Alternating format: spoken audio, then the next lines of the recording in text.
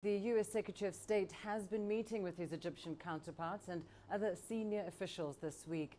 Now, these talks come ahead of Egyptian President Abdel-Fattah El-Sisi's proposed visit to the White House to meet with President Donald Trump. It will be the first time in years that leaders from the two nations come face to face.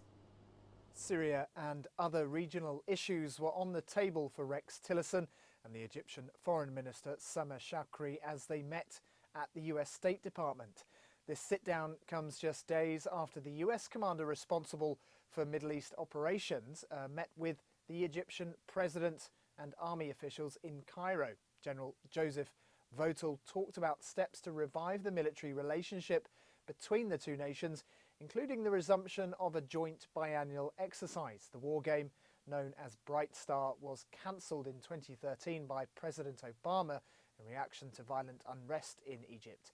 US advanced weaponry to Cairo was also suspended, but the delivery of warplanes, tanks and missiles is now expected to be going ahead.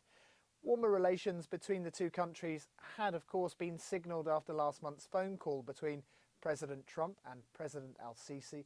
The White House said the two discussed ways to deepen their bilateral relationship and support Egypt's fight against terrorism. As Egypt confronts the threat of Islamic State extremists, Donald Trump says he remains committed to a plan to destroy the jihadists. This shared regional fight the framework, perhaps, for greater military and political cooperation going forward.